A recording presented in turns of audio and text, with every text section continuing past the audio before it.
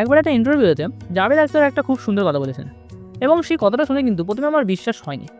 তারপরে যখন আমি সেই কথাটাকে বিভিন্ন মানুষের ওপরে অ্যাপ্লাই করি, তখন কিন্তু আমি বুঝি যে কথাটার মধ্যে কিন্তু একটা হলো গুরুত্ব রয়েছে। ব্যাপারটা হলো, কথাটাই তো বলতে ভুলে গেছি।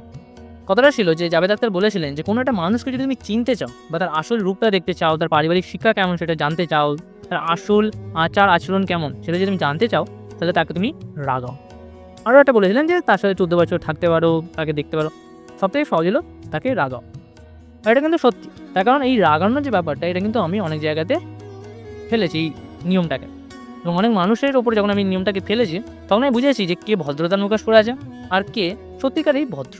তার কারণ যে ভদ্র হবে বা যে ভদ্র মানে শুধু যে শিক্ষা, অনেক ডিগ্রি আছে হাই না, পারিবারিক শিক্ষা, আচার আচরণ, বোধ বুদ্ধি, যে কোন সময় কোন জায়গায় কোন অবস্থায় কোন স্থানে বয়স দেখে বয়স বুঝে কোন কথাটা বললে ঠিক হবে, ভদ্রতার সীমারেখার মধ্যে যে রাগ প্রকাশ করা যায়, কোন কথাটা বলা যায়, কেমনভাবে বলা যায় রাগের মাথায় হলো, সেই জিনিসটা কিন্তু প্রকাশ পায়। এবং এটা তুমি করতে পারো।